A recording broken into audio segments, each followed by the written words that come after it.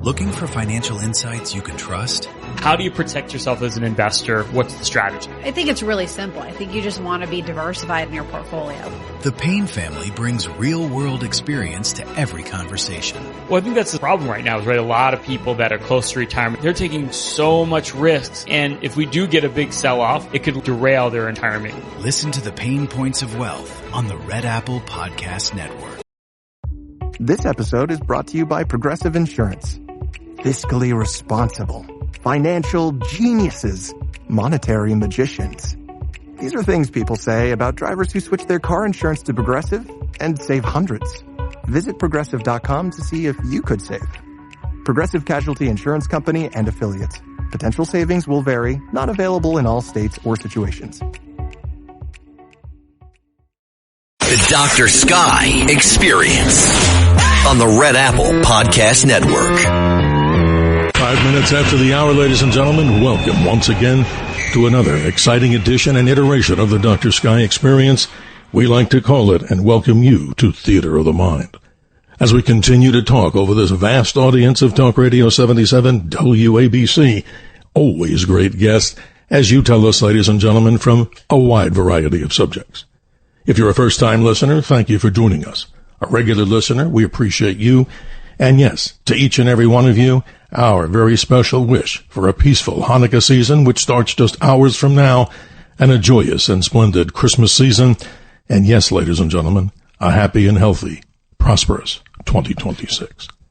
Next week on the Dr. Sky Experience, we'll go back to some of our themes, the main themes of the radio show, as we talk about the great mystery of the Christmas star, what it was, what it could be, from the astronomical side and scientific side, or was it just simply a miracle? No one can tell for sure. And then every Sunday, ladies and gentlemen, please join me with owner-operator John Catsimatidis on the important radio show going around the world, the Cats Roundtable, as we talk this week, starting 8 a.m. Eastern Standard Time, about some phenomenal subjects continuing on the theme of the mystery of the Christmas star and so many other things that, again, are in the news from astronomy, space, aviation, and weather. And while we have you, ladies and gentlemen, we appreciate you no matter where you're listening to us around the nation or the world. The contact number, as always, is 1-800-848-9222. 1-800-848-9222. And of the four types of conversation, we enjoy dialogue the best, with those of you out there, of course, in the mode of critical thinking. And a special thank you to our helmsman, as we like to imagine in the theater of the mind that this radio show with the powerful signal of 77 WABC is like a magical starship beaming itself out into the universe. We want to thank our helmsmen, Tony and Bill, for making this program and this station sound as good as you would expect. And don't forget, ladies and gentlemen, while you're at it, if you miss some of these programs, you can also, of course, listen to previous podcasts, not only of this show, the Dr. Sky Experience, but how about all the other great hosts that are here 24/7. It's WABCRadio.com or RedAppleAudioNetworks.com. As we move deeper toward the holiday season, here's what we have in store for you, ladies and gentlemen. Conversations continue as the sun beams out incredible amount, a plethora of solar flares and energy that's hitting the Earth on a constant basis. What does that do to the Earth? What does it do to the cycles of weather and all the other things that are related? And the main subject, ladies and gentlemen, of this particular show for 2 hours is climate change, fact or fiction. As we continue to welcome a very special guest and get an analysis, a review of all of what's happening here in the climate world from the opinion of Tom Harris, the Executive Director at the National Climate Science Coalition. Since 2008, Tom Harris has been the Executive Director of the science-based nonpartisan group, the International Climate Science Coalition. And yes, ladies and gentlemen, his basic education was in the area of thermofluids and energy sciences, his bachelor's and master's degrees in mechanical engineering.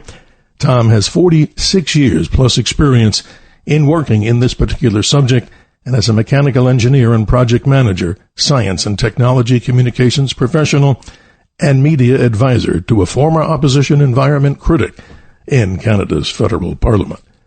We welcome our very special guest, Tom Harris, to the Dr. Sky Experience. Tom, good morning. I understand it's a balmy 10 degrees Fahrenheit there in beautiful Ottawa, Canada. And here today, not to rub it in, the high temperature, 80 degrees Fahrenheit for Phoenix, Arizona. All of subject, Tom, as we welcome you to talk about the science of climate change. How are you this morning? Yeah. Oh, I'm great. I wish it was that temperature here. Well, it'll be 115 and 120 here sooner, and I'll be up in Canada enjoying the cooler weather. That's right. You know, they say the difference between climate and weather is that you dress for the weather, but you shop for the climate. That's absolutely right. But remember, ladies and gentlemen, as Tom can say better, somewhere on the earth, what? There's some peaceful, balmy temperatures. And thank God there are, Tom. But, you know, being on a serious note here, and not overly serious, because we know this is wrapping up a year and people are in a holiday spirit, at least I hope they are. I wanted to have you give us an opportunity here throughout the 2 hours, and the listeners, of course, at 1-800-848-9222, to jump into some of the latest things that you've been writing about, some of the things that you see out there. And I want to make this clarification here.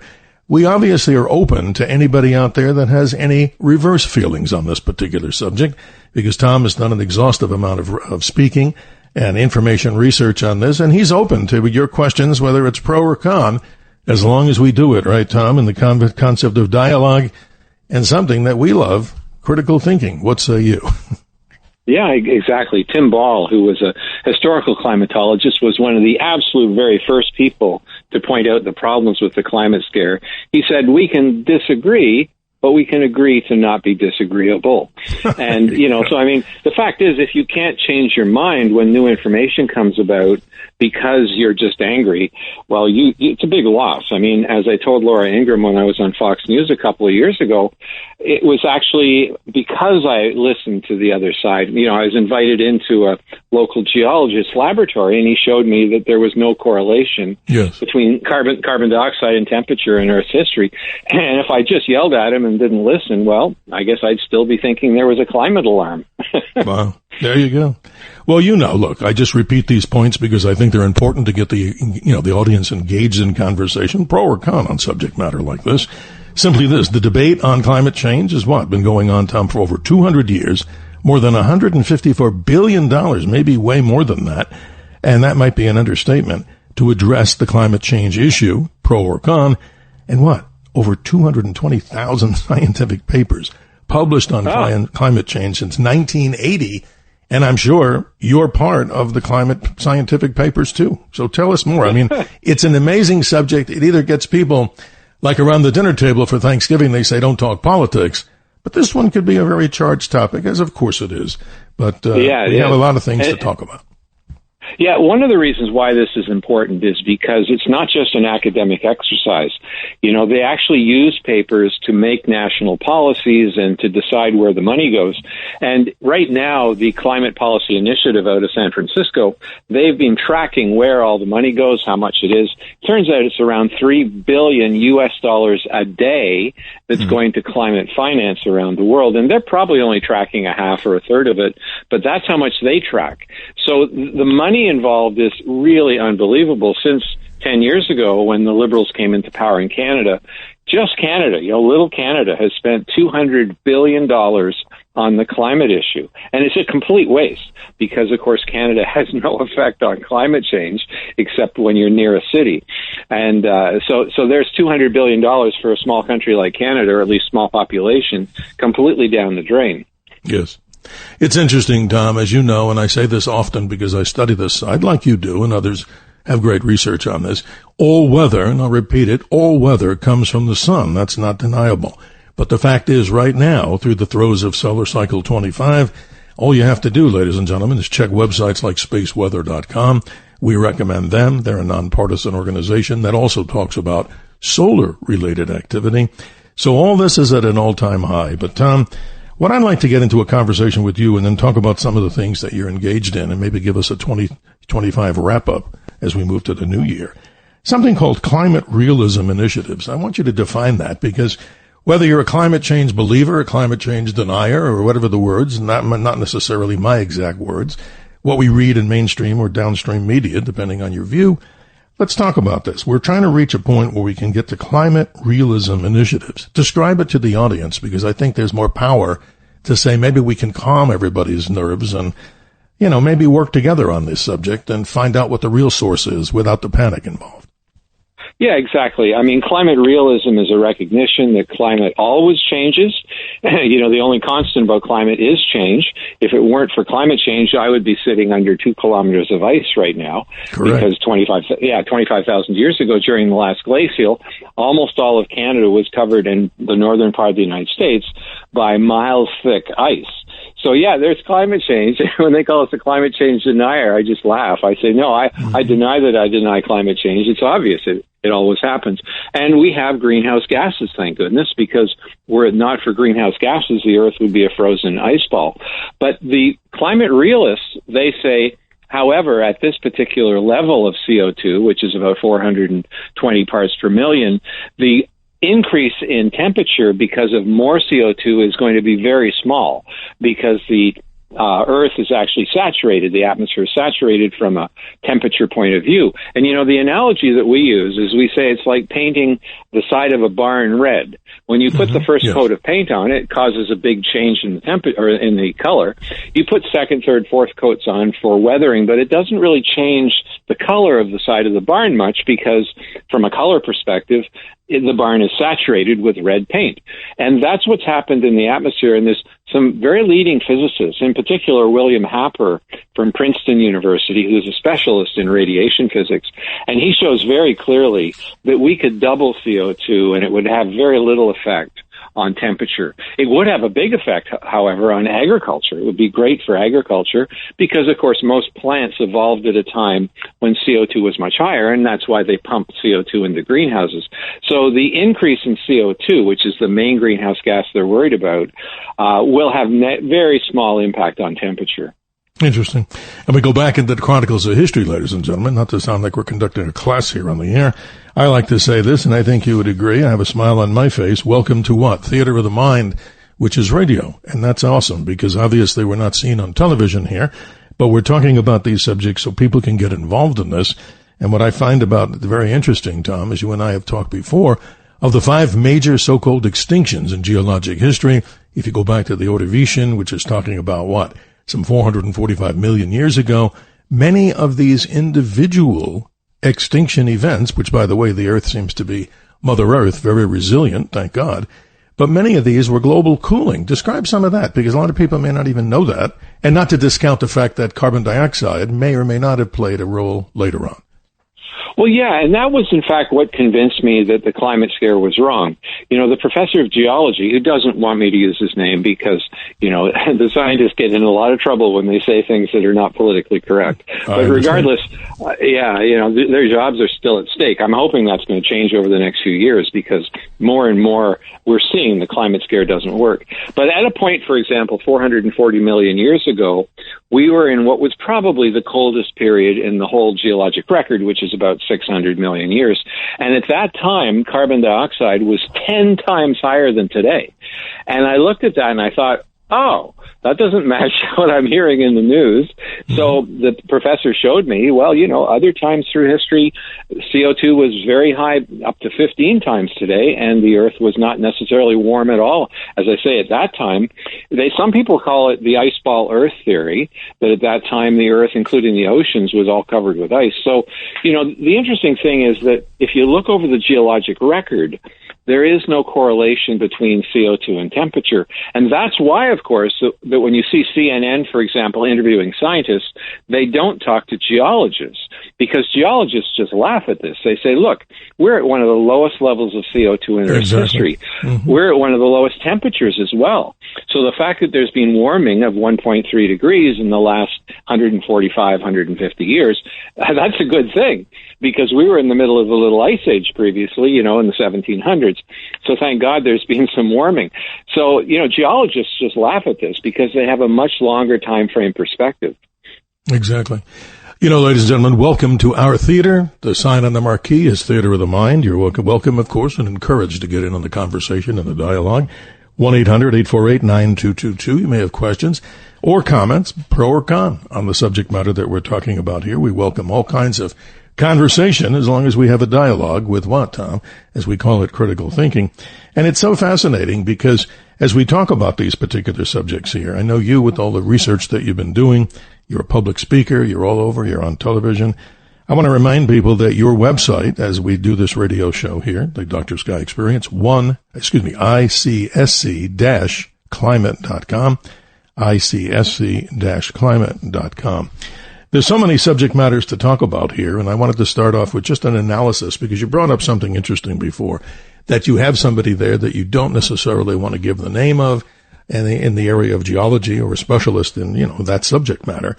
But you have an article that we were just sharing offline with people from the Free Press, an article by Peter, I believe his name is Sadovnik, and it talks about the revenge of climate realists. This is amazing. And talk about it, because it's all about one person who didn't want to follow the status quo, and look what allegedly they did to them. This is not fiction, it's fact. Yeah, Roger Pelkey from Colorado University. And the interesting thing is that, he was saying what he was finding, and that is that, sure, there was warming because of carbon dioxide, but there's no catastrophe that's likely to happen. And he got most of his presentations were canceled. He eventually left academia because he was being, basically crucified in many ways. And he was disappointed. He said that, look, I thought that the university would defend me when they would point out that, this is the place for debate. This is the place where we should be open to alternative points of view and examine them properly. Well, Roger Pelkey has been very influential, but from my point of view, the most influential person is another fellow, and that's the guy I was just naming, Dr. Tim Ball. Dr. Tim Ball started even before Roger Pelkey. He had a PhD from London, Imperial College London, and he came to Canada. He worked for the Air Force for a while and was at the University of Manitoba. And he, starting, as early as the 1980s, was saying that a lot of this was simply wrong. Now, as a consequence, he got 5 very serious death threats involving the police, So the environmentalists wanted to shut him up no matter what. And it's very sad, because he eventually ended up sued because he said some things about some of the scientists lying, which, is you're attributing motive. And he ended up in court. And the interesting thing is that he actually won the case. But because the scientist that he was, that was suing him was in the United States, he was never forced to actually pay for damages. So Dr. Ball died, I guess, about 3 years ago. He was, a close friend of mine, a brilliant man, historical climatologist. He could talk about, what it was like in medieval England and, the medieval warm period and the Roman warm period, Ionian. So he was an amazing guy to talk to. In fact, it's funny, in the days before any interview, I'd be on the phone for hours with him, and he'd be just popping everything into my head so I could use it. Yeah. So, well, that's amazing, people like him were real vanguards. They were real brave people. They explained what they were really finding, not what was politically correct. We had something that we called the Climate Scientist Register. It's on our website. People can look it up. And just go to the top on resources and you can see it there. And there's 143 experts who I recruited in just a few days to sign this declaration. And that was that there is no indication that there is a climate emergency going on now, or that there will be one in the foreseeable future. Now, the relevant point about this is that while I got 143 leading experts to sign that, including Dr. Tim Ball, many more scientists contacted me and said they agreed, but they dare not add their name because the consequences of speaking out against something so politically correct as climate science is, in fact, that they could lose their jobs. And, as I say, Dr. Ball had death threats and other scientists had bullet holes put through their windows. We talked about that earlier, and so these scientists, some cases were driven totally out of the field, let alone losing their jobs. So many, many more scientists agree with what we're saying, but... Well, nobody should take the terrorist route to anything, obviously, whether it be regular political dialogue. And obviously, in such a subject like this, we know it can be very charged. But, Tom, I want to remind the audience here that, we're open to the opposition or anybody else. I don't necessarily like the word opposition. If others have disagreements with the subject, that's why we're here to discuss it in an open and what I consider to be calm format. But if you came into the theater, ladies and gentlemen, and you thought that only people who believe that the whole thing is a climate hoax, I say this, and it's my host, as the host of the show, the Dr. Sky Experience, I will welcome other people's positions in science to have everybody at least have an opportunity to hear what other people have to say on this. And we do get many guests, ladies and gentlemen, through the website and through my email, I should say, which is drsky@wabcradio.com. So I just wanted to leave that statement out there. You know, I don't like the word fair and balanced. I think so many people have overused that. But why not, right, Tom, to give people an opportunity to make up their mind, and only people who do the great research like you do, and I'm sure there's others out there just the same. Yeah, and we have to be humble about science, because, in particular, climate science, because this is probably the most complex science we have ever tackled. In fact, it's interesting that Professor Chris Essex, who just retired recently from the University of Western Ontario, he was an applied mathematician who was an expert in the climate models. He said that not only are we not able to properly forecast climate, many of the world's leading experts say that we will never be able to forecast it because it's a coupled nonlinear system that is unbelievably complicated. And that's why, you know, when I hear people talk about, oh, he's lying and he's telling the truth, I say, look, science is not about truth. Science is about people's opinion based on their interpretation of the data they have. If you can show me new data and I interpret it differently, fine, I can change my opinion. But truth applies to things like chess, where you move the king and the queen in a certain way. It also applies to religions and things like that, but it doesn't apply to science. And once we realize that science is not about truth, it's seeking truth, of course, but it's not about truth. And if you accept that, then it's easier to also accept that people may disagree with you. Absolutely. And when we come back, just in a few moments, we're going to that hard break, as everybody knows in media. But I'd like you to get into a further discussion of something I find fascinating, the Dunning-Kruger effect, and we'll identify it here. The less you know about a topic, the more confident you are that you're right.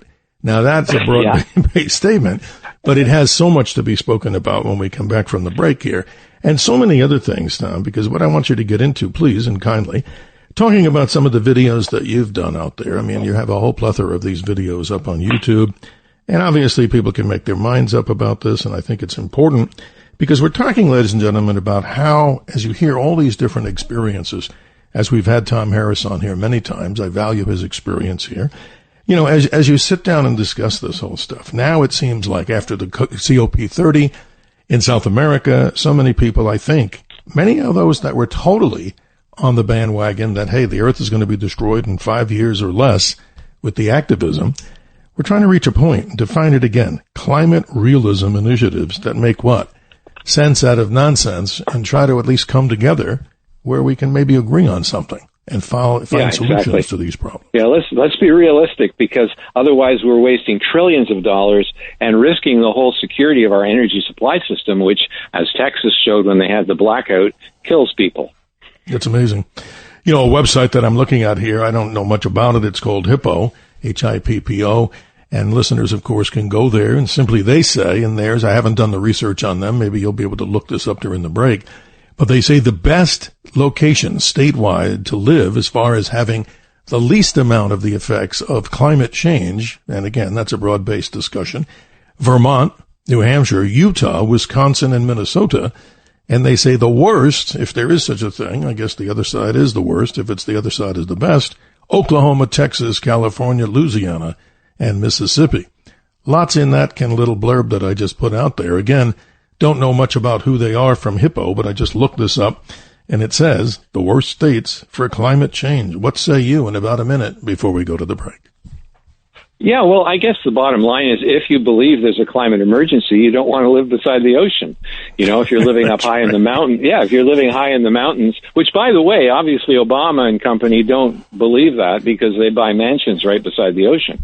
But yeah, I'm sure they decide that based on what impact climate change could have. But if you don't believe the climate scare, then your decision as to where you should live would be entirely different. Interesting. More, of course, on the other side of the hard break at the bottom of the hour with Tom Harris. He's the executive director of the International Climate Science Coalition. His website, one more time, and hopefully people will go there, of course, icsc-climate.com. Information that you hear, ladies and gentlemen, in this iteration of the Dr. Sky Experience. We like to call it Theater of the Mind at 1-800-848-9222. You are the audience, and we're ready for you, ladies and gentlemen, with your concerns, questions, and comments. We will be right back. The Dr. Sky Experience on the Red Apple Podcast Network. Looking for financial insights you can trust? How do you protect yourself as an investor? What's the strategy? I think it's really simple. I think you just want to be diversified in your portfolio. The Payne family brings real-world experience to every conversation. Well, I think that's the problem right now is, right, a lot of people that are close to retirement, they're taking so much risks. And if we do get a big sell-off, it could derail their retirement. Listen to the Payne Points of Wealth on the Red Apple Podcast Network. I am so excited for this spa day. Candles lit, music on, hot tub warm and ready. And then my chronic hives come back. Again, in the middle of my spa day. What a wet blanket. Looks like another spell of itchy red skin. If you have chronic spontaneous urticaria or CSU, there is a different treatment option. Hives during my next spa day? Not if I can help it. Learn more at treatmyhives.com. The Dr. Sky Experience. Entertaining and informative. On the Red Apple Podcast Network. The greatest enemy of knowledge is not ignorance. It's the illusion of knowledge. So said the late, great Stephen Hawking. 32 minutes after the hour, ladies and gentlemen, welcoming you to the beginnings of Hanukkah and deep into the Christmas holiday season. Wishing you and everyone out there listening to Talk Radio 77 WABC simply this: the best for a joyous and healthy and happy holiday season and a most wonderful, healthy, and prosperous 2026. If you're just joining us here on the Dr. Sky Experience, Tom Harris is with us. He's the Executive Director of the International Climate Science Coalition. His website, icsc-climate.com. Tom, we're lighting up the phone lines as you always do, so let's say good morning and happy holidays. Merry Christmas, happy Hanukkah to John in Brooklyn. Good morning, John. How you doing there? I want to wish you happy holidays as well, but I am not happy at all. I had, in the interest of full disclosure, suggested to the American Museum of Natural History to have a debate, to have a panel about the Scopes trial, which is the famous Scopes monkey trial. And they had it Thursday night at the museum and was very well attended. And I was very, very pleasantly surprised. Unfortunately, and I noted during the Q&A that those people who are climate deniers are no different than scientific creationists and vaccine deniers. I call them mendacious intellectual pornographers. Tom Harris is a mendacious intellectual pornographer. He has no credible experience or background talking about climate. I have degrees from Brown and the University of Arizona and another school, and in two of the programs where I did my undergraduate and graduate research, I studied with noted climatologists and paleoclimatologists. Not only that, Steve, I've given you the name of one graduate student who was a schoolmate of mine at Brown. Yes, I know, Tom. I know, John. May I just jump in, John, here, as the host? Let me just say this so the audience understands. You do send me lots of emails. I do respond to you. And in the interest of time, obviously, our special guest, Tom Harris, has an opportunity to respond. I am open, as I've said many, many times, and I will certainly look at trying to get, no guarantee they have to agree to do this. So we will have other people express their ideas. And I think, obviously, if that can at least make you happy and some of the other listeners out there, I want to come across as a person who's not just going to be one-sided on any subject. But now, John, we wish you the best of the holidays. I want Tom to respond because you made a few statements that go directly to his credibility. Tom, please continue. Yeah, for sure. My specialty was thermodynamics and heat transfer. And of course, the atmosphere is a huge thermodynamic heat transfer system. So I don't pretend to be a climate expert, but I can read the papers that are put out by the experts, and I work with many of them. So I act as an intermediary between the public and the scientists who are, in many cases, not particularly good communicators. So anything I say is, in fact, backed up by solid science. It's interesting when you call me names, that's a motive intent logical fallacy. And that's not a constructive way to debate, because what you're implying is that I'm actually doing it because I'm mendacious. I have some sort of an ulterior motive, but of course you have no idea what my views are on all the other things you named. It's funny, because I was testifying before the City of Ottawa Environment Committee, and they tried to paint me as a denier of the impacts of tobacco because I worked with the Heartland Institute on climate change. And it was quite hilarious because the fellow who made that comment, the counselor, he ended up with a very red face because I was an anti-tobacco activist. And actually, when I worked for Transport Canada as an aeronautical engineer, I encouraged the minister to ban smoking on long-haul flights for safety reasons and because it reduced the visual acuity of pilots when they shared the airspace with the cabin. And of course, he looked ridiculous because it, first of all, had nothing to do with the topic, but it was 100% wrong anyway. And that's exactly the case in what you said. It has nothing to do with the topic, whether I believe in creationism or any other kind of evolution. But the fact is, I accept evolution as a reality, and that the geologic record shows that very clearly. So your comments are not only irrational, but they're wrong anyway. Well, John, you get the last word, but we got to move forward here. I don't want to have a national debate on this subject in this forum, but he's gone. Okay, well, we appreciate what he's saying, and you responded in kind, and I appreciate that greatly. Let's say good morning and go down to the city of brotherly love. Good morning, Robert. Merry Christmas to you. Happy holidays. And how are you this morning? God bless. Wonderful. And I hope you both have a wonderful holiday to you and your guest. And bravo to your guest. Thank you very much. That guy was classical. Insult you, puff himself up, but really say nothing when it all said and done. And you handled it beautifully. And I haven't trust, and he's why people don't trust these so-called self-proclaimed scientists. And I haven't trusted them ever since the East Anglia University scandal back in the 90s, okay? I've seen it as a scam ever since then.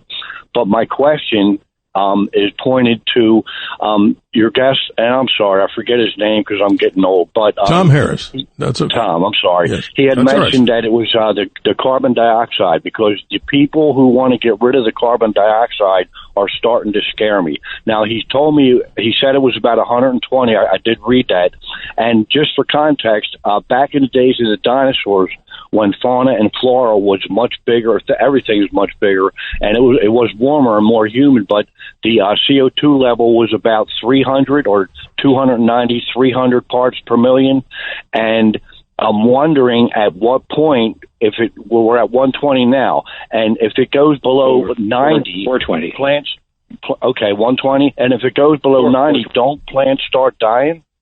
Yeah, you're right, because at 150 parts per million, plants die. And since virtually all life on Earth, except perhaps near volcanic vents in the ocean, require some sort of plant input to survive, either directly or indirectly because they eat animals that eat plants, that would be the end of life on Earth. And we got down to 180 parts per million during the last glacial period. So, indeed, we were close to the end of life on Earth. And it's interesting because Dr. Patrick Moore, who was one of the founders of Greenpeace, he has a PhD in ecology from the University of British Columbia, so he's very, very knowledgeable about plants and animals and that sort of thing. But the bottom line is, in the last few years, he's been showing audiences that over the last tens of millions of years, carbon dioxide has been dropping gradually, and left to its own devices, if we hadn't come along, it would in fact get below 150 parts per million at some point thousands of years in the future. So he says that we saved life on Earth by liberating carbon dioxide that used to be in the atmosphere and is now, bound in fossil fuels. We actually saved life on Earth by boosting CO2 to its current level of 420 parts per million. So I find that kind of an amazing statistic that we were in fact headed to the end of life on Earth were it not for our industry. Robert, you got the last word, and I hate to say last word because that's a terrible way to say thank you for your time with us on this program. And I also want to mention very quickly before you get that last moment of conversation, with callers like John, we welcome conversation with people, and that's why I keep repeating. We love dialogue. We certainly don't want debates. I mean, we could have it if we said we're doing debates, but I don't need to apologize. And obviously I will not, but we want it in critical thinking. So, Robert, you have the last say. Thank you. Well, I appreciate your guest input and the way he handled that, and also his information on carbon dioxide, because I honestly believe that's a crucial element, and it's one of the germane things to the whole issue, in my view. So we'll concentrate on carbon dioxide, and people like John can blow the other hot air. You know what I mean? You guys Either way, look, let me say this. I appreciate everybody here, and one more last time. I don't need to overly state it. Not everybody's going to agree, Tom. Not everybody's going to agree with Robert or other callers, and that's why we have a forum like this. Imagine if we were in other countries, where if somebody said something, the, state police would come after them. And thank God we still have a First Amendment. And by the way, not to shift topics, tomorrow night, we're going to get into a deeper discussion, and we'll still talk about our main themes. I promise we'll always do our Sky Report. And next week, get back to the Christmas season and the holiday season with the mystery of the Christmas star. But what's interesting from my standpoint here is that these particular subjects that we do talk about here on the Dr. Sky Experience, we're trying to bring some relevance in what, Robert? Not to overly be repetitive. We call it the theater of the mind because not everybody who comes into that theater has to agree with us. It's just that we don't want to throw shoes, bottles, and vulgarities, and nobody's been doing that. And yeah, there you exactly. go. So, Robert, I'll just add one. Yeah, go ahead. Robert wants to say something, and I appreciate Oh, yeah, go ahead, Robert. Go ahead, Robert. It's all about dialogue, and when you come in with insults and self-puffery instead of dialogue, you kind of deserve whatever you get, in my view. But it's a great show as always, and you guys have a wonderful night and a wonderful holiday. But I'll probably be listening tomorrow night, Dr. Scott. You guys, I appreciate you. Merry Christmas, Happy Holidays, and Happy New Year. Go ahead there, Tom. I know this is interesting, and I don't want to be overly repetitive here. In other words, simply this, in very basic language. If you don't agree with us, by all means, give us a call, but do it in the form where we're going to have at least some kind of civil dialogue. Because I'm not the kind of guy who wants to do shouting and screaming radio. They got the wrong guy for that, and that's never been my mantra. That's right. I'll give you an example of what happened. I know it could be easily done, but I don't want to do that. Right. Yeah. Well, they had a presentation here in Ottawa called The End of Snow in Canada, and they invited in all sorts of, winter athletes like skiers and skaters and stuff.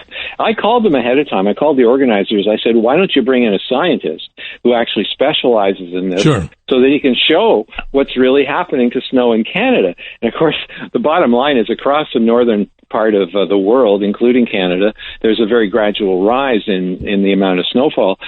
Well, they wouldn't bring it in. So I got up to the microphone during the event in front of about 300 people, kind of a little scary, but I got up anyway. And I asked the people on stage, the Olympic athletes, I said, what do you think of the fact that the organizers refused to bring in an expert on the degree of snow across North America and Canada, which shows that it's actually increasing? And it was funny because the audience were furious because they were virtually all like this first caller, and they stood up and one lady stood up and shook her fist at me, go home. If they had a point to make to show that my facts were wrong, maybe I changed my point of view. And that's the same thing with the first caller who was attacking me as mendacious. If he had a single point to bring up that conflicted with anything I said, then I could listen and actually decide if he's right. I understand. We welcome callers here. We want to do it with the same civility of dialogue and critical thinking. Yeah. And you know what, Tom? We got to take that break because if we're in the theater of the mind, we're now going to have a temporary intermission, as we call it in the theater. And we'll be right back. 1-800-848-9222 with your questions and comments. Our special guest, Tom Harris, the Executive Director of the International Climate Science Coalition, and much more as we move to the top of hour one. And also, don't forget, hour number 2.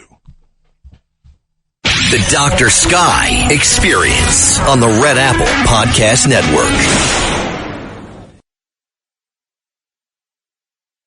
The Dr. Sky Experience. Entertaining and informative. On the Red Apple Podcast Network. Is lame, but religion without science is blind, so said Albert Einstein. And I want to thank Kevin Hassett for doing the interview that we did a while ago, as we speak in simple English. He may be considered, ladies and gentlemen, as the next chairman of the Federal Reserve. 47 minutes after the hour is moved to the top. Our special guest, Tom Harris, is with us, but let's go to the callers. Let's say good morning. He's been patient. Jim in upstate New York, how are you doing this morning? And happy holidays to you.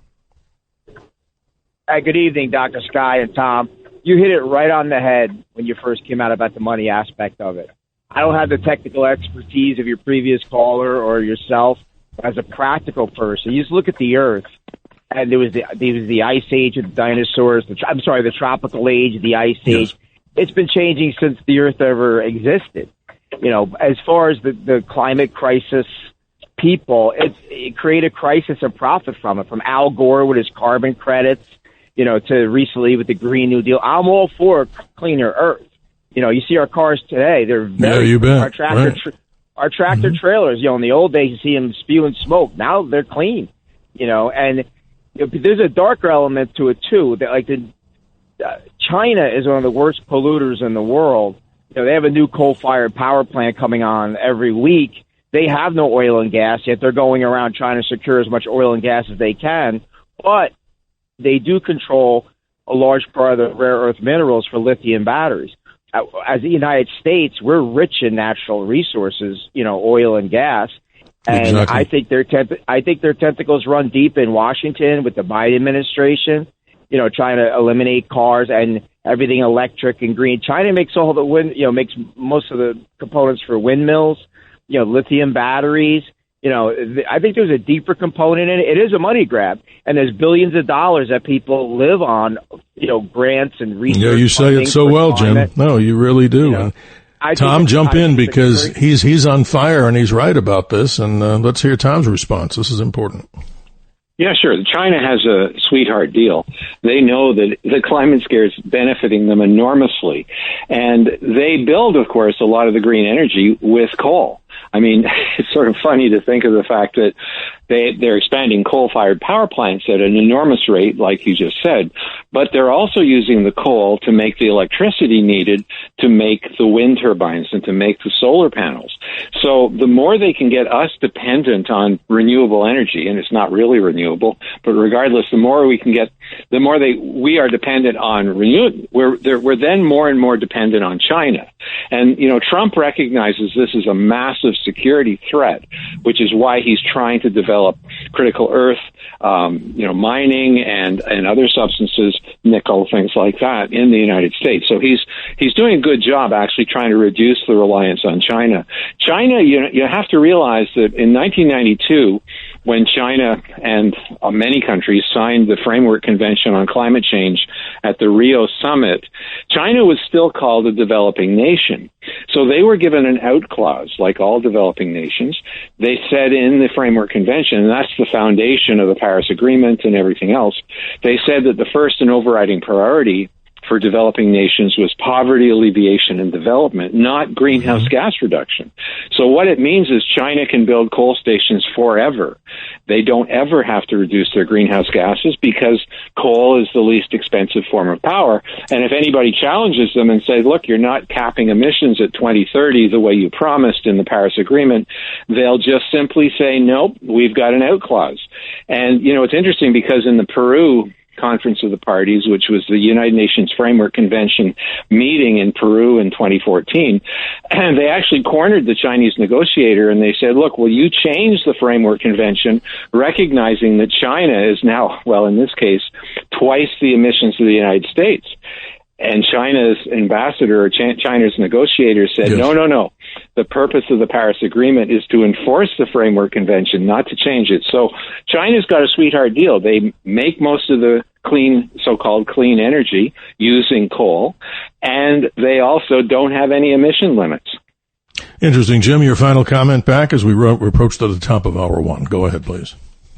Oh, I absolutely agree. And I read somewhere where mining lithium pollutes 2 million gallons of water to make 1 ton to mine one ton of lithium. So it's not clean as they think. And our power plants are all coal or natural gas or hydroelectric, and that's what fuel. That's how the electricity is created. Even with fracking, people don't really fracking. I think is great, but it uses millions of gallons of water that they have to treat. But there was a Canadian company that created a way of fracking with high-pressure propane instead of water. Because I lived in Pennsylvania and it was on fire back in 2008 with the gas drilling and all that. There's a lot of wealth created. But people don't realize the more product that comes on in the market, the price goes down. When the fracking was on fire in Pennsylvania in 2008, a unit of natural gas was like $16 a unit. When all the natural gas came online and went down to something like $2 a unit, and some of these fracking companies file for bankruptcy. It has to be we're never going to see, super low gas prices or oil prices. It's a global commodity, and these companies have a fixed cost of operation. And we got to wrap it up, Jim. I hate to cut you short, but you bring up some very, very incisive points here on the Dr. Sky Experience.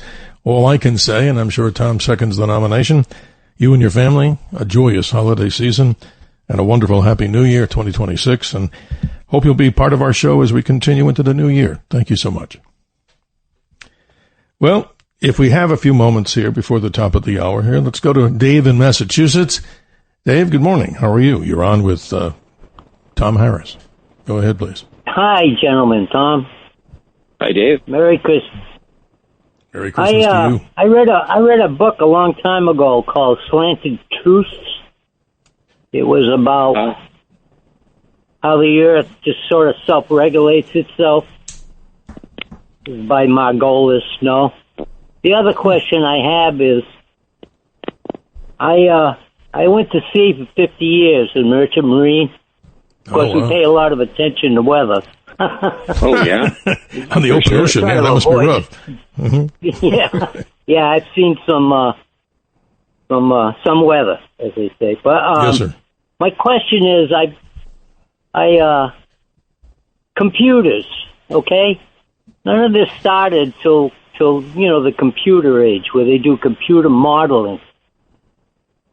How do you feel about computer modeling? I mean, you have the beginning of a model where you input all your data.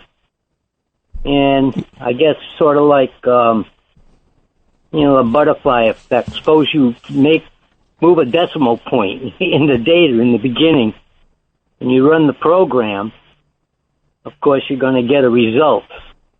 Oh, yeah. Tom, go ahead, because... Sorry to cut you short there, Dave, in Massachusetts. We got to move on because we only have a few more minutes. But go ahead, Tom. And I appreciate your call there, my friend. Yeah, for sure. The climate scare is based solely on the computer models of what they say will happen in the future. It's not based on real data in the real world. Obviously, a 1.3 or 1.2 degree rise in temperature globally over 145 years is not anything to worry about. And as we've discussed previously, the extreme weather records for states were mostly set in the 1930s. There's nothing going on now. So if you actually look at the real world data, you don't see a climate emergency. It's just simply not there. So what they say is, oh yes, but in the future, here's what our models show. And the trouble is the models assume that CO2 is driving climate.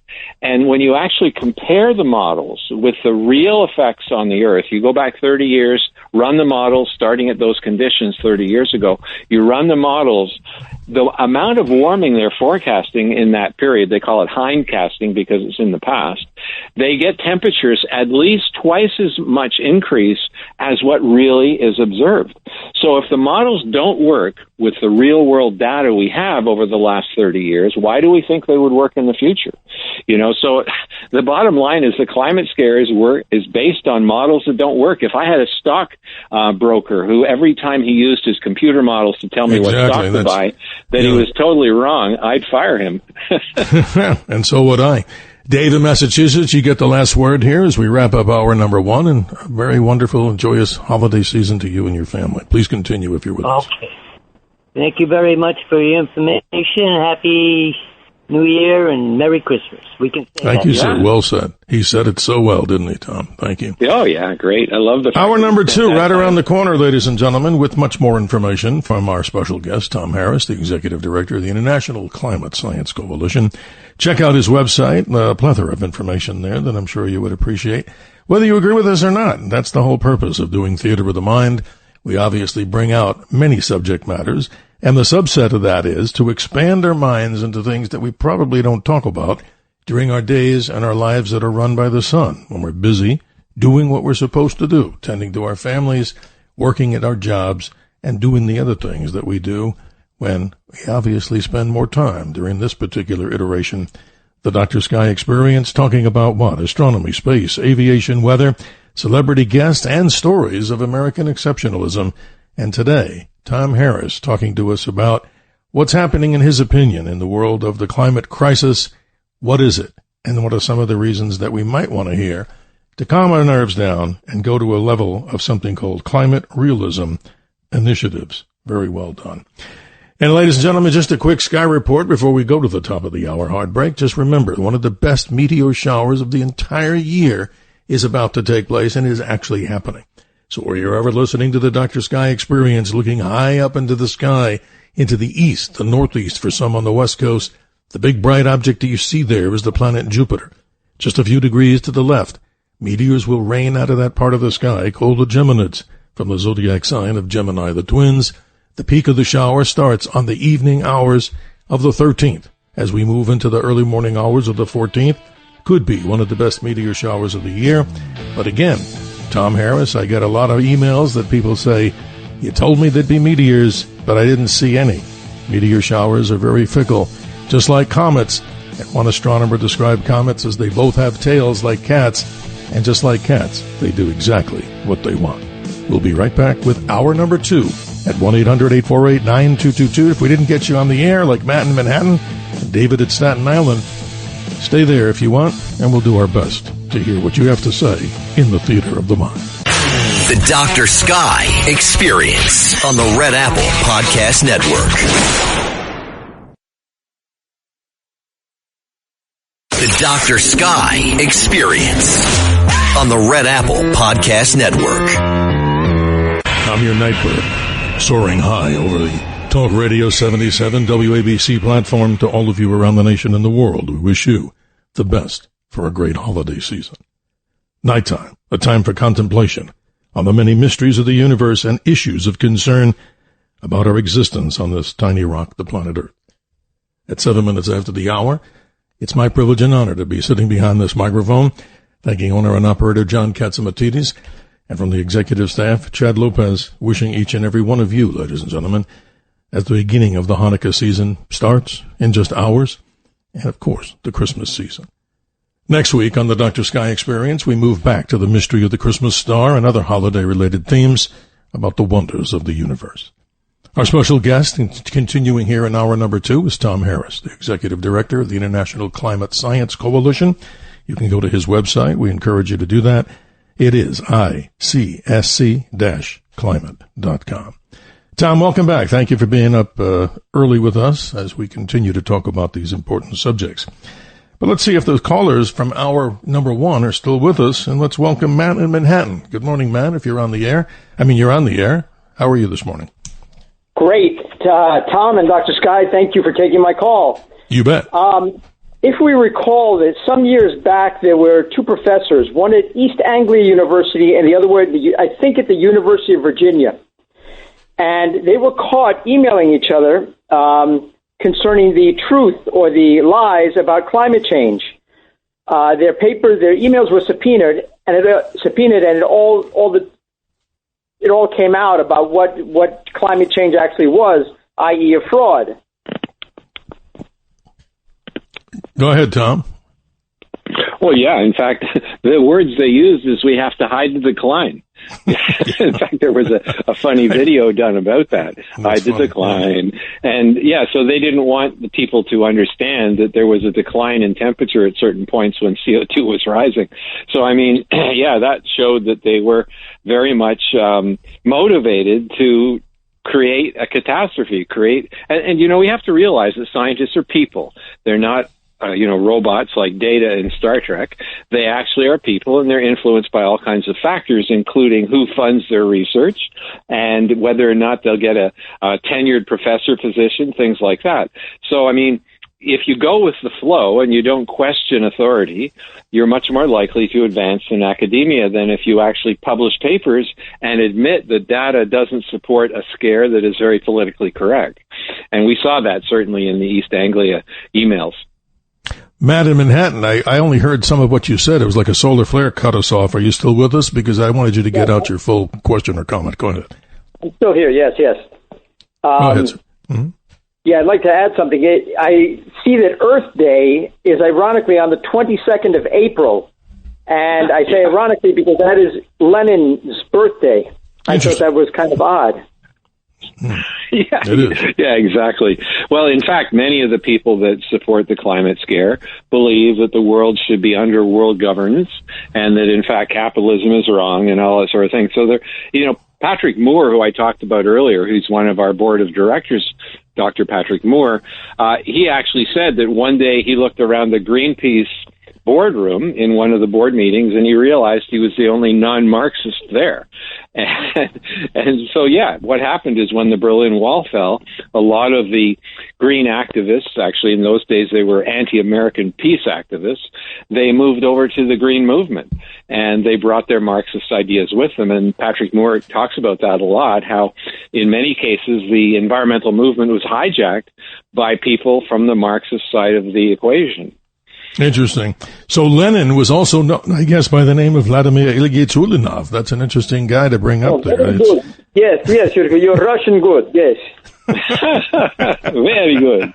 I don't know too much. I tried, in college, I remember having a class in Russian, and I think I was one of them that walked out about 3 weeks later because, I don't know, that was the most difficult thing for me other than some types of advanced mathematics that I wasn't good at, but that's another story unto itself. So let's continue, gentlemen. There's a scientist by the name of Habibilo Abdusemitov at the Pulkovo Observatory near St. Petersburg in Russia, and he's one of the people who signed our climate scientists register. So the Russian scientists, they know that this is a farce. Yeah, it's interesting. Madam Manhattan, thank you. You're bringing up some interesting conversational points, and I hope you'll be with us as we move into 2026 with the Dr. Sky Experience. A blessed holiday to you and your family. Thank you so much. Let's say good morning to David, who's been patient in Staten Island. David, you're on with Tom Harris. How are you doing? Happy holidays. All right. Dr. Sky, happy Hanukkah, too. You do remember what they call the Flat Earth Society? Sure. And we're talking about global warming. I think they're both nuts.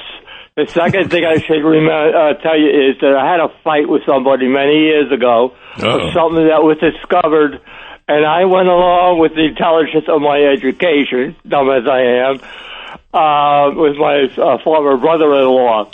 One of the planets was discovered, and in the news possibly that it had a ring around it like Saturn. And I said, no such thing. Saturn's the only one. Then later on, recently, I found out I think one of the planets has 12 moons. Things that I found over centuries were never realized until recent times with tools we have. And I want to thank you for hearing that out. No, I appreciate you. I mean, when we talk about it, Tom, we talk about the existence of, planetary objects that have satellites. It's incredible. And as I just mentioned before, David, in Staten Island and everybody listening, that if you're out there, one of the big parts of this radio show has always been the whole concept of talking about the mysteries of what we have in the universe. So if you go out right now, no matter where you're listening, West Coast observers all over the United States or in the nations where there's dark skies, right now, the big object that's high up into the northeast is Jupiter. And that was thought to have more satellites than anything else. But Saturn, the original ring planet, now takes the lead. And I believe we're talking about, maybe 140 or more satellites. So it's amazing, David. The mysteries of the universe continue. And we here on planet Earth, remember, ladies and gentlemen, 7,926 miles wide at the equator and only 7,900 miles north and south to the poles. So it means the Earth's wider by a marathon run. And it's a tiny place, right, Tom? With only maybe 8 billion souls, hopefully trying to get along. Yeah, it's interesting that you mentioned Saturn and the moons because one of the moons is called Titan, of course, and Titan has largely a methane atmosphere. And, that's interesting because they always said that methane, which is natural gas, was a fossil fuel. It came from, fossilized remains of living matter. But here you have a moon of Titan in which the methane was obviously produced by something entirely different. And people, who are specialists in this area, they say that suggests there may be huge reserves of natural gas beneath the Earth's surface that we don't even know about.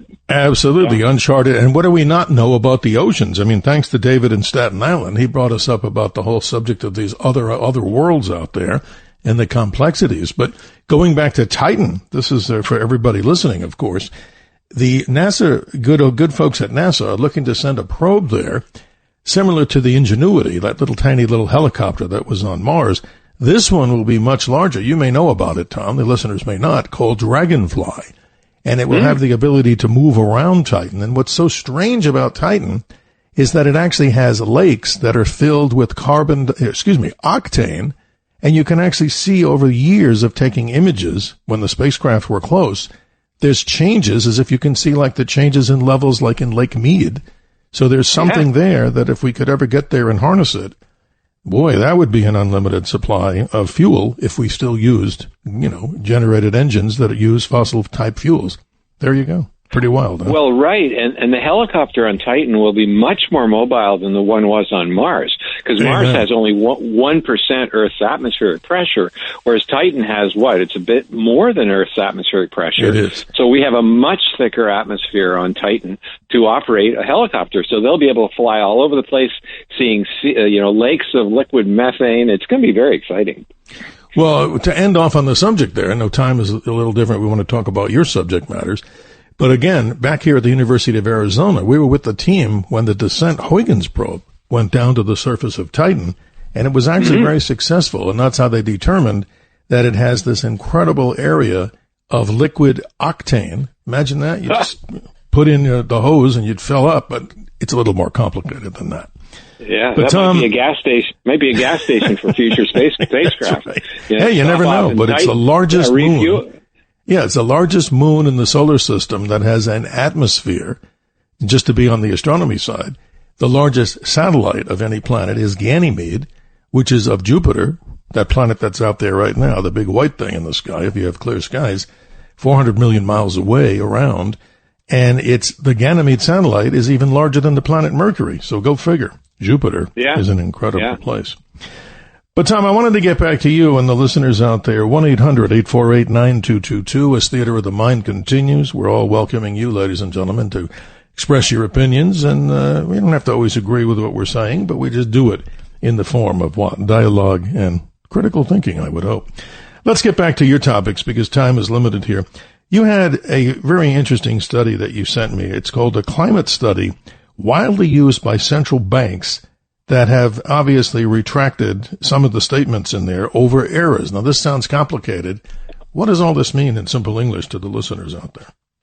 Yeah, sure. In April of 2024, the Potsdam Institute for Impact Research Analysis, they look at the impact of climate change on the economy and other things.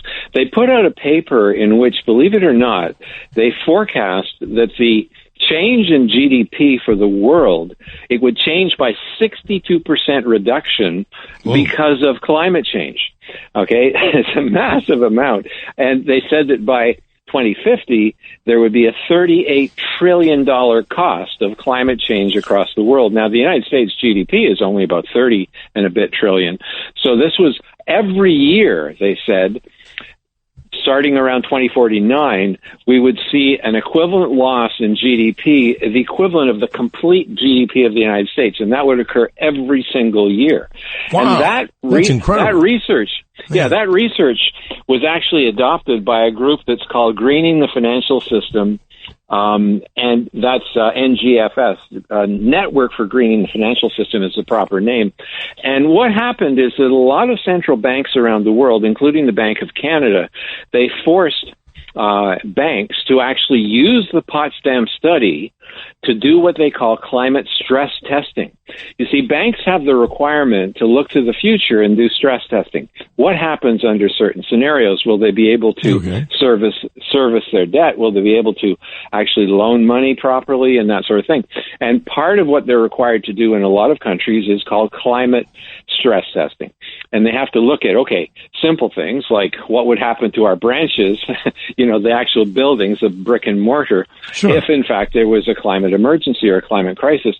But they also look at the effect of climate policy and whether the people they're loaning money to will be able to return it to them. And so as a result of using this extreme study, that they were forced to use by the central banks. And I'll talk about the U.S. in a second because it's a little different there. Okay. But the central banks forced, for example, in Canada, the banks to use this extreme Potsdam study, okay? And so it had a big impact. And people who were investing in fossil fuels, they would find that it's harder for them to actually invest because the money isn't as available for loans to fossil fuel companies. So it had a huge impact. In the United States, they have something, it's an institution called the OCC. I can't remember the exact abbreviation. Okay. But what they do is they basically manage the money system in the United States. And they would have taken the study from Potsdam and they would be pushing the banks to do their climate stress tests, based on this study. Now, it turns out, and here's the big news, it turns out that the study was hugely wrong. Because what happened, let me give you an analogy. Let's pretend you were taking the average weight of 5 people in your family, and you had a weight of 100 pounds and 120, 180, and maybe 200. But the fifth person, the weight was 10,000 pounds. Now, of course, that's wrong. I mean, nobody weighs 10,000 pounds. But if but if you actually took that number and you averaged those 5, you'd get some ridiculous average, might be 1,000 pounds. Okay, you might say, well, then the average person is 1,000 pounds among these 5 people. But that's because one statistic, the 10,000 pound person, was completely wrong. And so that shows how even when you have a lot of numbers, if one of them is way, way out of bounds, way beyond reality, you can end up with an average that doesn't make any sense. And no, you say it well because of the 10,000 pound person. But Tom, not to be funny here at all, but if we were on the sun, all of us would be 27 times our weight, and somebody, depending on who they are, would actually be the person who'd come out to about 10,000 pounds. And again, I'm not pointing to anybody in the audience by any means. But the point is this. What happened in the Potsdam study is that they had faulty data from a country called Uzbekistan. Between 1995 and 1999, that was a former Soviet republic, they had massive fluctuations in their GDP. In fact, the fluctuations were wrong. They were actually impossible. But they blamed that on climate change. Okay, so this information went into the models that they were using to forecast the future of climate change impacts. It was totally wrong, and they didn't check it against nearby countries. Normally what you would do is you would have it automatically check with nearby countries, and if it was a massive outlier, if in fact they had GDP fluctuations of 90 or 100%, and no other country near them had anything like that, they would have identified it as an outlier and gotten rid of that data because it was no good. But they didn't do that.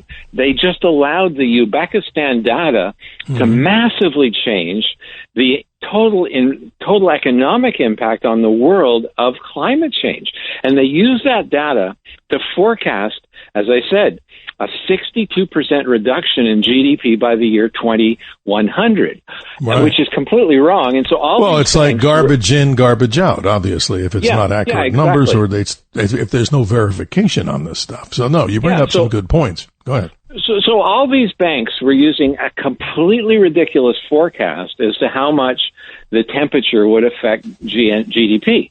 It was totally wrong. Now, in the United States, the OCC, which controls your money supply, they didn't force the banks to do it, but it was strongly suggested that they should use the Potsdam research to do their climate stress tests. And as I say, the impact of that is that fossil fuel companies would have a hard time getting loans, and all sorts of other impacts would come about as a result of that.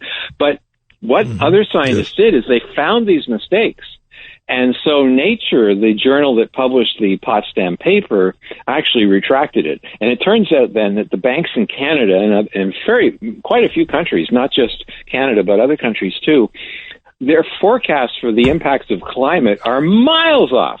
Because in fact, if you correct the data, instead of a 62% reduction in GDP because of climate change, and with a high certainty, 99%, when you take Uzbekistan out of the equation and you run the data again, you get a 17 to 51% reduction, a massive variation. Okay, wow. So in other words, they really don't know. Imagine you say, oh, well, it's 17 to 51% reduction in GDP. What that basically tells you is they don't have a clue. Well, it sounds to me like a simple thing we learned in school. There's real mathematics, and then there's voodoo economics. Am I correct? Yeah. And in this case, they failed in two ways. They didn't identify Uzbekistan as an outlier that was affecting the whole average. They also didn't compare it with nearby countries to see if it actually made any sense. And so it's been a massive failure, and is one of the reasons why Americans don't trust the climate science.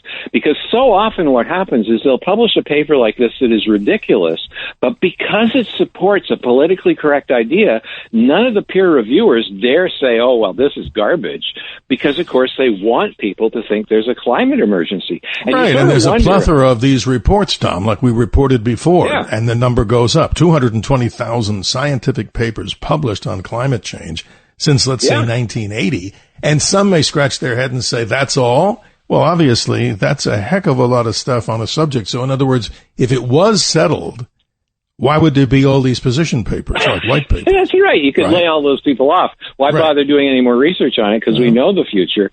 But in reality, the science is totally unsettled. But, the interesting thing, scientists I know tell me that when they write a paper that contests the climate scare, they are analyzed, they are criticized, they have to justify every single point before the paper is published or maybe even just rejected.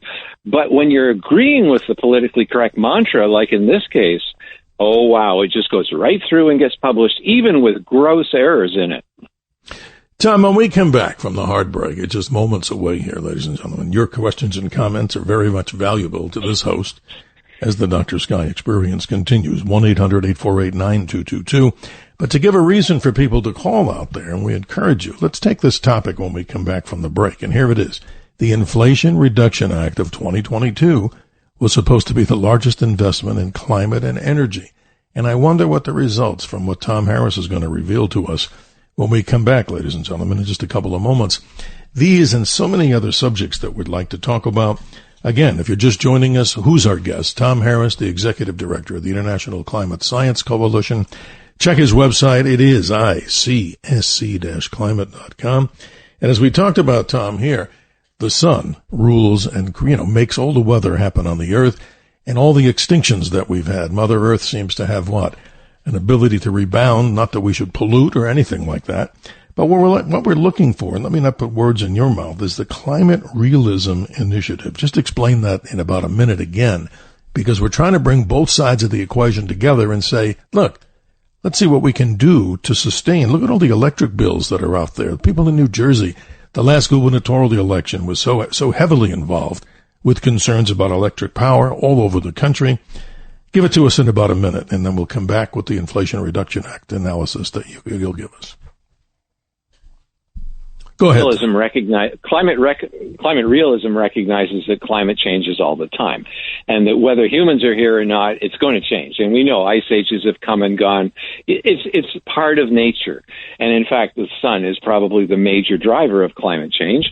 And of course, it influences the oceans and clouds and all sorts of things. So a climate realist recognizes that climate always changes and that humans have some effect. The primary effect, of course, is urban heat islands where it's hotter in a city than it is in the countryside. But the impact of carbon dioxide, that among climate realists is known to be unknown. We really don't know how much impact it has. It appears that the impact is very small because we've had a 50% rise in CO2 since 1880 and only a 1.3 degree temperature change. So it's obviously not very sensitive to CO2. Climate realists recognize that, and they try to understand what's really happening. Tom, I also want to do something which I'd like you to talk about later when we return. Darkening the skies with aluminum particulates to dim the sun. I mean, I've never heard of such crazy things in my whole life. And then another subject, which we don't necessarily talk about here, our good friend Dane Wigington of Geoengineering, he talks with us about that, but so many things. Let's get down to the pocketbook issues when we talk electric and the Inflation Reduction Act of 2022 and what it was supposed to do, ladies and gentlemen, to be the largest investment in climate and energy for the good people here in the United States, particularly. And I'm sure in Canada, the same good people with a different type of policy. We'll be right back, ladies and gentlemen, on the Dr. Sky Experience. The Dr. Sky Experience on the Red Apple Podcast Network.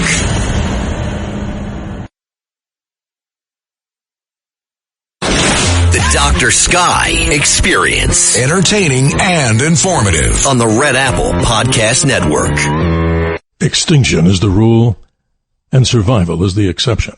A quote from the late great Carl Sagan. As we continue at 32 minutes after the hour, yes, ladies and gentlemen, your calls are important to us in what we call the theater of the mind. Our special guest, if you're just joining us, Tom Harris, the executive director of the International Climate Science Coalition, is with us to the top of the hour. And ladies and gentlemen, let's go to Jake in the great state of North Dakota, whose motto is liberty and union, now and forever, one and inseparable. Jake, good morning. Happy holidays. Merry Christmas. How are you? Hello, I'm good. Same to you, Dr. Sky and Tom. Thank you. I have a question about the smoke that's put into the air in the summertime from the forest fires, Canadian and U.S. forest fires, and how that affects climate change and human health and growth of our vegetation. Great question. Yeah, for sure. When you put smoke or any particles into the atmosphere, you're actually cooling the earth because it indeed reflects sunlight off into space. And they actually want to do that intentionally in some cases, and we can talk about that in a minute. But concerning the fires, yeah, within a certain area, you're going to find that there's less incident sunlight on the surface, so it would actually be cooler. Interesting. And you've experienced a number of those, I'm sure, Jake, right? I mean, obviously, in Canada, right, Tom? You've had some horrific fires over the last couple of years. That's amazing. Yeah, but they're not anywhere more. They're not happening any more or covering bigger areas than has been out throughout history. You know, it's interesting. There's a scientist by the name of Pine. I can't remember his first name, but Pyne. He's been at Arizona State University. He's a specialist in fires. And he explains that before Europeans came to North America, there were fires that actually covered the size of North Dakota with fire. Okay, it would burn until it came to a natural barrier like the Mississippi or the Rocky Mountains, and it would cover massive areas of territory with fire.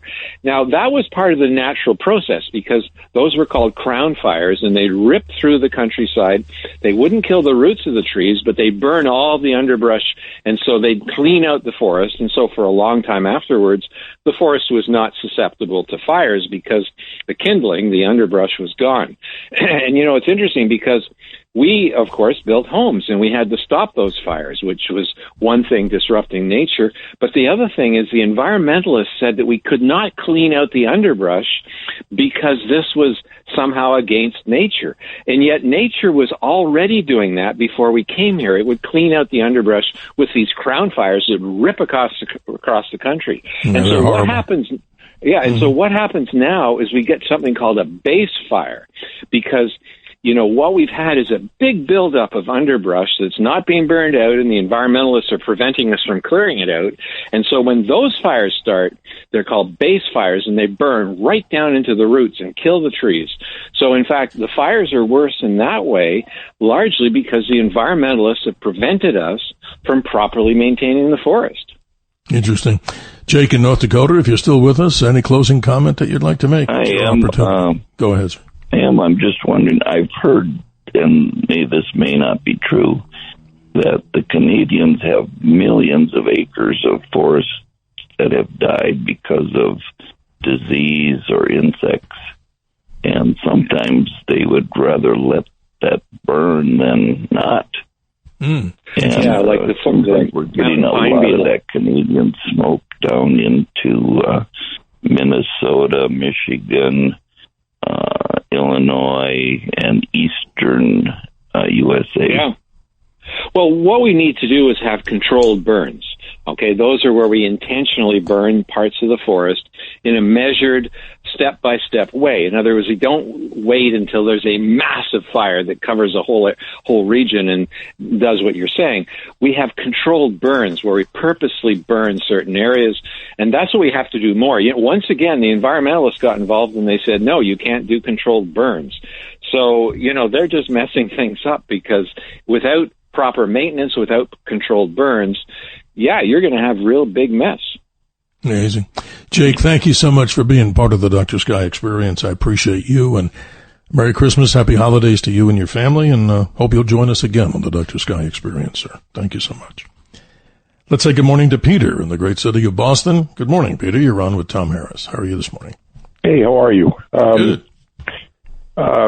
Interesting discussion. I just wanted to lay out a few things and not get too deep into oratory.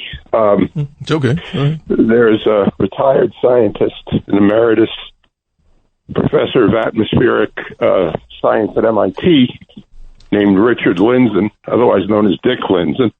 Mm-hmm. Yeah. And he has a sort of a, call it a review paper, call it commentary, whatever you wish. If you go to thegwpf.org, so the Golf Whiskey Papa Foxtrot.org. Okay. Thanks. You'll see his paper, which is called An Assessment of the Conventional Global Warming Narrative. He's a very interesting guy. I've heard him speak a couple of times. I think he's now in his 80s. He was in a named chair. I mean, he, as they say, he's got nothing to lose. Yeah, and aside from that,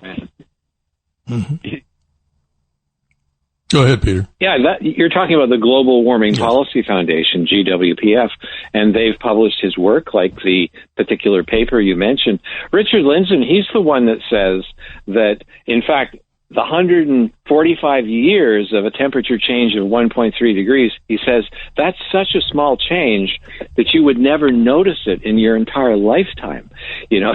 So he just laughs when people say, oh, we're in a climate emergency. He just points to that. Richard Lindzen is one of the few scientists who's been completely honest and straightforward right from the beginning about this whole climate hoax. And as you say, he's a professor emeritus from MIT. So he's no joker. He's a very interesting man. He's a bit like Pat Paulson, He understates everything. I love listening to him. Love that guy. He'll say something that is completely, extraordinary by politically correct standards, but he says it with a straight face, completely calm, and I love Richard Lindzen.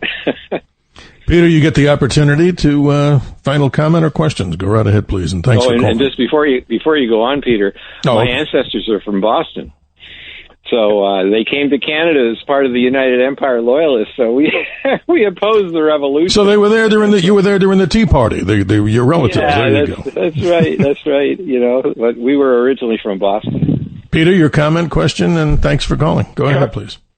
Couple of quick things. Firstly, I mean, Lindzen doesn't get emotional because he doesn't have to, because he understands the data, and because, among other things, he's an excellent applied mathematician. My comment would be that there's an inverse proportion between the amount of emotion that people will raise over this topic and what they actually know or understand. Oh, yeah, that's for sure. The other thing that he talks about in this document, which I think is very nicely written and has peculiar things in it like data and graphs, is that there is very much, I'm sorry, Tom Harris commented very correctly before. You say you don't believe in it and you got no funding, and you can go outside in a tent and sketch on a pad. So many academics, in my not so humble opinion, have been co-opted because they need funding. Yeah, and precisely. Mother's milk of everything, including politics, right? Mm-hmm.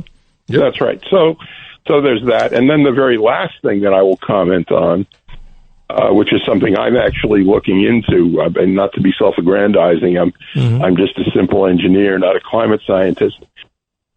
But it strikes me that many of the, quote, official readings of temperature are taken in heat islands, and I think there's bias in the data. Oh, totally. Yeah. completely. Yeah, and we have a heat island here in Phoenix, right in the summertime. My God, it is a heat island with a capital H. Yeah, and I'll give you a funny example.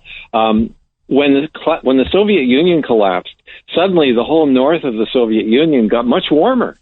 And apparently the Soviet government was paying scientists a bonus when it was below a certain temperature, so, because they were stationed in the far north in Siberia and stuff. But when the Soviet Union collapsed, they were no longer getting a bonus. So they started to report the real temperatures. And so the graphs show that the temperature actually rose when the Soviet Union fell. So there's lots of reasons why the temperature data may or may not be actually accurate. Well, it's good to hear from an engineer like Peter because, obviously you study things in the scientific way, and your participation in the show is much appreciated. Peter, I wish there was much more time, but, in this time and space continuum, the clock rules here. So Merry Christmas, Happy Holidays to you, and thank you for being part of our program, the Dr. Sky Experience. Thank you, sir. We have a lot of things to talk about here, folks, and I know limited time, but if you're Mark in Connecticut and Joaquin in Pennsylvania, we'll do our very best to get you on the air here. But there's so many things, and I don't think we had a chance to really get you to respond on this. So when we come back, the interesting comment that I want you to go on is about this Inflation Reduction Act of 2022. In other words, lots of promise, just like the infrastructure. A lot of people said that the roads never got fixed. Where'd all this money go? It kind of just vaporized into the ether. So that's an interesting subject to talk about, but just give us a little heads up on this whole Inflation Reduction Act. What's your opinion of what happened as far as what's supposed to have happened with climate? Well, it was passed in 2022 under Joe Biden. It was the most significant U.S. climate and energy law ever passed. Okay. And for climate and energy, they were dedicating between $369 and $400 billion in federal funding for so-called clean energy, et cetera. And the goal was to reduce U.S. carbon dioxide emissions by 40% below 2030, which good luck in that. But so, this was a massive thing, and happily it's no longer going forward. More with Tom Harris, ladies and gentlemen, as we move up to hour number 2. Literally, no pun intended, but time flies here, and especially, ladies and gentlemen, with a great guest and you, the audience, in our Theater of the Mind conversations when we talk in dialogue and critical thinking. We'll be right back on the Dr. Sky Experience. The Dr. Sky Experience on the Red Apple Podcast Network. The Dr. Sky Experience. Entertaining and informative. On the Red Apple Podcast Network. Nature doesn't need people. People need nature. Nature would survive the extinction of the human being and go on just fine. But human culture, human beings cannot survive without nature. A quote from actor Harrison Ford. 47 minutes after the hour, we continue here on this particular Dr. Sky Experience by welcoming you, ladies and gentlemen. Let's say good morning to Mark in Connecticut. Happy holidays, Merry Christmas, and how are you, Mark? Hello, Merry Christmas, gentlemen. Thank you, sir. Hey, hi. I was wondering if I loved the entire conversation today, but I was wondering if maybe you can go over the potential for precession of the Earth and orbital changes of the Earth and the waxing and waning of ice ages and, more immediately, solar cycles. Wow, a lot to say there, but go ahead, Tom, jump on that one because that's a multi-parted question and it would probably be a 2-show answer, but go ahead, please. Yeah, well, it's interesting because there was a Serbian scientist by the name of Milutin Milankovic, who in the early 20th century, he said that changes in Earth's orbital geometry affect how much solar energy reaches different parts of the planet. And he identified 3 cycles. One is the shape of the Earth's orbit moves from more circular to more elliptical on a period of about 100,000 years. The other is the axial tilt, the tilt of the North and South Pole. And it varies quite a lot, actually, on a 41,000-year cycle from 22 to 24.5 degrees. And, when there's a bigger tilt, you have much warmer summers and much colder winters. So that certainly affects climate. And the other thing is, if you're spinning a top, as it's nearing the end of its spin, it starts to wobble. Well, that's called precession. And in fact, that is a 19,000 to 23,000 year cycle in which the timing of the seasons actually change as well. So, yeah, they have a big effect. They're on longer time frames than, what we're talking about today. Yeah, and it's a very complicated, it's a complicated dance. It's amazing, Mark, that you bring up all these subjects. But I want to let the audience know, and I'm sure Tom would love this answer, so in case there's anybody getting nervous about anything that'll happen, it won't happen anytime soon. The Earth right now is tipped 23 degrees, 26 minutes, 21 seconds of arc, and that's a guarantee that you can take to the bank. But as Tom was talking about, these big precession things, how you notice it, if you look into the northern sky where Polaris is now our northern pole star, that over the course of time will change. And back in the days of the Egyptians, the North Pole star was not Polaris, it was a star called Thuban.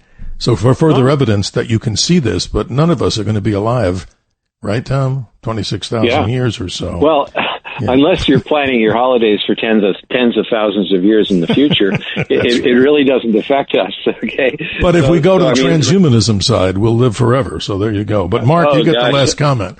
Go ahead, because you brought up some really cool subjects here that would probably take, hours and shows to completely answer right. Mark, go ahead, please. No, I was just commenting that ice ages have waned before man invented fire. So there are global astronomical reasons for warming and cooling. Interesting. Oh, for sure. For sure. Mark, thank you. Thanks for being between the two previous ice ages or glacial periods, they call that interglacial, it was actually warmer than today. So today's warming is not unprecedented at all. Merry Christmas, Mark. Thank you for being part of the Dr. Sky Experience. Let's go to Joaquin in the state of the Commonwealth of Pennsylvania. You're on the Dr. Sky Experience. How you doing, Joaquin? Good morning, doctors. Dr. Sky and Dr. Harris. It's a very interesting program. Thank you. Before I start, I would want to wish you guys a Merry Christmas and Happy New Year and Happy Holidays. Likewise. Same to you. This whole thing, it's really just a nefarious agenda, and they have for years. They play on young people's emotions and things like that because, I kind of changed my thought because I want to talk about the abiotic, as far as theories go versus fossil fuel, but when you look at it, it's all about control. And I always revert back to, I saw a clip of King Charles, and I believe it was at the Conference of Parties, number 24, whatever, where he talked about a global leader was going to need an army to combat this enemy of climate change, And when you look at how they try and control things, like through the financial institutions, like, BlackRock, they had the ESG scores where they don't want to loan money to, to corporations that, oil, petroleum industries and things like that.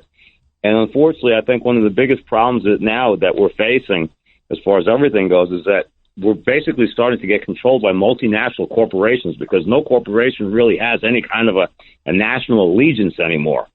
You're 100% right, Joaquin. I hate to cut you short because time is of the essence. We want to get to a few other callers.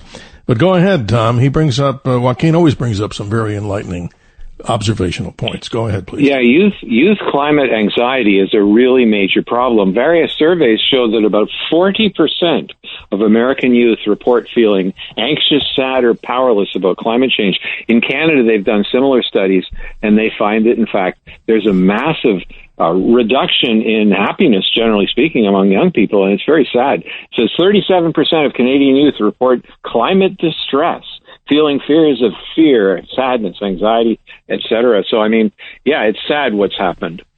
Let's move on to Igor in New Jersey. Good morning, Igor. You're on with Tom Harris. Happy holidays. Merry Christmas. Happy Hanukkah. Happy holidays to you as well. Thank you, Steve. Always an intelligent show. Appreciate it. Thank you, sir.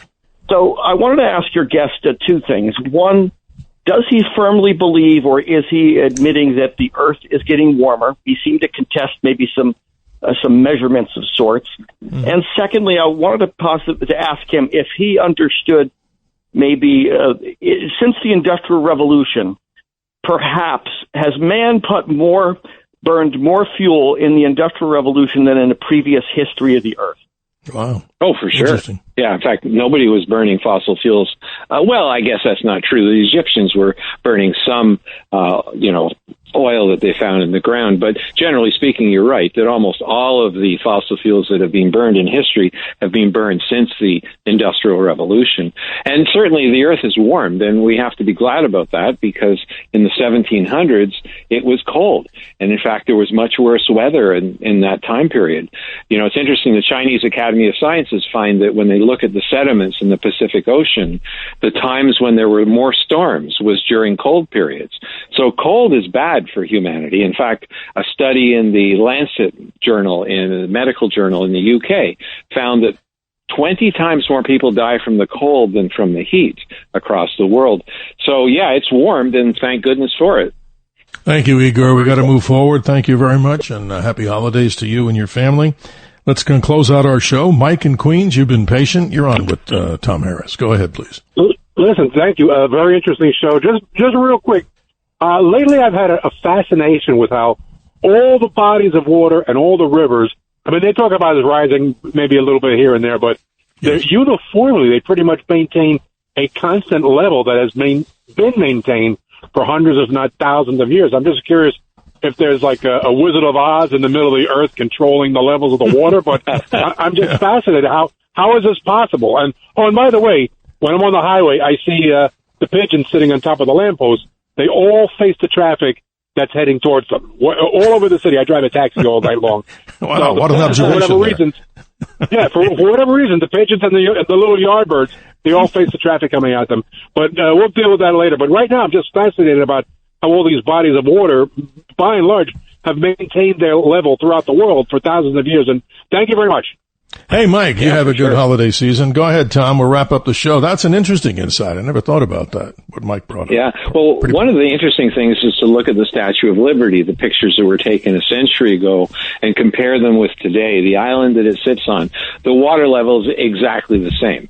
And, of course, that varies depending on where you are on the Earth, and it also varies depending on whether the land is going down. So what you find in some places, like in Halifax, it appears that sea level is rising quickly, but a lot of that is because the land is going down. So it appears that sea level is actually going up a lot more than it really is.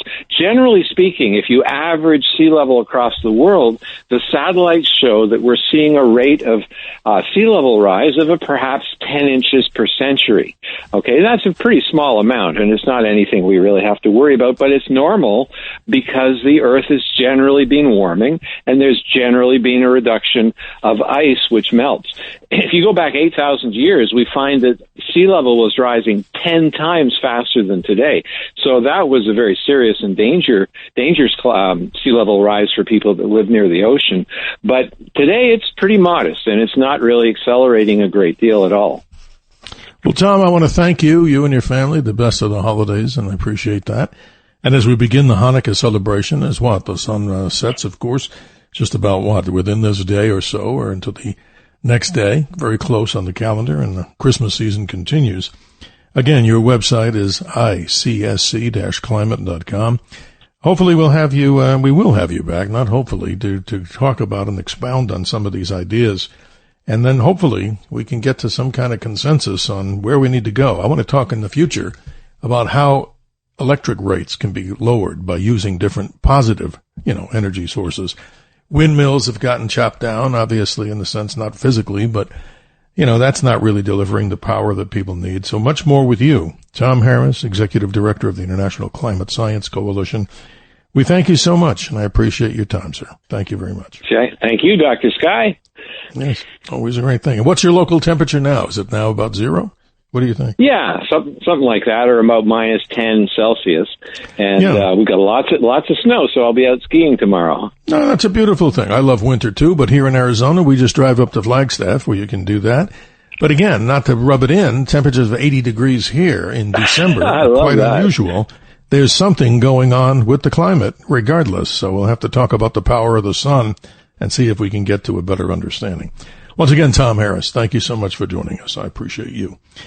Ladies and gentlemen, if we didn't give you the complete sky report, the biggest meteor shower of the years, they say, is the Geminids. It's now taking place. It'll peak on the evening of the 13th into the 14th. Look high in the northeast and the sky high where you see Jupiter.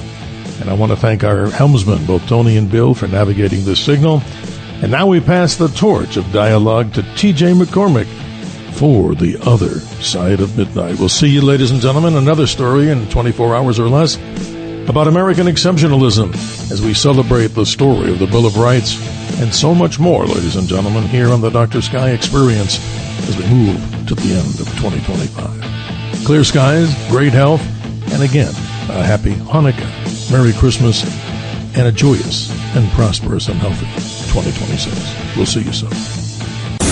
Thanks for listening to the Dr. Sky Experience. You can hear the Dr. Sky Experience Saturday mornings, midnight to 2 a.m. If you like the podcast, share it with your friends and listen anytime at WABCRadio.com and download the WABC Radio app. Hit that subscribe button on all major podcast platforms. Plus, follow WABC on social, on Instagram, TikTok, Facebook, and X. See you next time for a new episode so you never have to wonder. What the heck is going on here?